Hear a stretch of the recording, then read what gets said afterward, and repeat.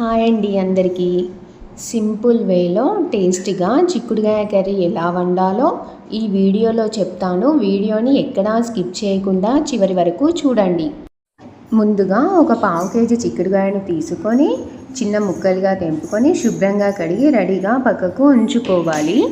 Stove on చేసి stove పై కుక్కర్ని పెట్టుకొని ఇందులోకి ఒక 2 టేబుల్ స్పూన్ల ఆయిల్ని వేసుకోవాలి. ఆయిల్ హీట్ అయ్యాక ఇందులోకి ఒక పెద్ద సైజు ఉల్లిగడ్డను ఇలా సన్నగా కట్ చేసుకొని వేసుకోవాలి. అలాగే సన్నగా కట్ చేసుకున్న ఒక 2 పచ్చిమిర్చి వేసుకొని ఇదంతా ఇలా ఒకసారి కలుపుకోవాలి. చూడండి, ఈ ఉల్లి ముక్కలు పచ్చిమిర్చి ఇలా కొంచెం ఫ్రై అయ్యాక ఇందులోకి రుచికి సరిపడా ఉప్పుని వేసుకొని ఇదంతా మళ్ళీ ఒకసారి ఇలా కలుపుకోవాలి. ఒక హాఫ్ టీ స్పూన్ అల్లం వెల్లుల్లి పేస్ట్ని కూడా వేసుకొని అల్లం వెల్లుల్లి పేస్ట్ పచ్చివాసన పోయేంత వరకు స్పూన్తో కలుపుతూ ఇదే ఆయిల్లో ఫ్రై చేసుకోవాలి. ఒక పావు టీ స్పూన్ పసుపుని వేసుకొని అలాగే ఒక గుప్పెడు మెంతి ఆకులను కూడా వేసుకొని స్పూన్తో ఇదంతా బాగా కలుపుకోవాలి. ఈ మెంతి ఆకులు ఆయిల్లో బాగా ఫ్రై అయ్యాక మనం ముందుగా తెంపి ఉంచుకున్న చిక్కుడుకాయ ముక్కలని ఇదే కుక్కర్లోకి వేసుకోవాలి. స్పూన్తో ఇదంతా ఒకసారి ఇలా బాగా కలుపుకొని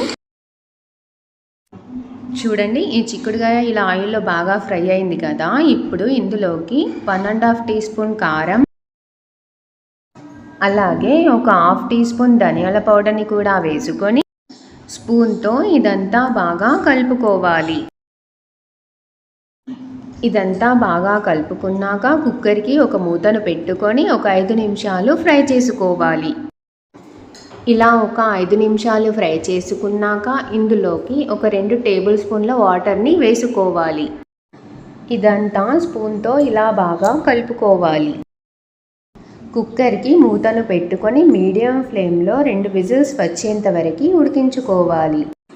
చూడండి, కుక్కర్లో ఉన్న ఆవిరంతా పోయాక కుక్కర్ మూతని తీసేసుకొని స్టవ్ ఆన్ చేసి ఇందులోకి చివరిగా సన్నగా తరిగిన కొత్తిమీరను వేసుకోవాలి.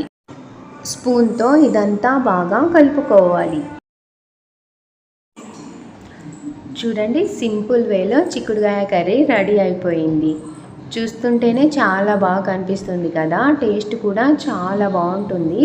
మీరు కూడా ఒకసారి ట్రై చేసి మీకు ఎలా వచ్చిందో నాకు కామెంట్ బాక్స్లో కామెంట్ చేయడం మాత్రం మర్చిపోకండి. Bye friends.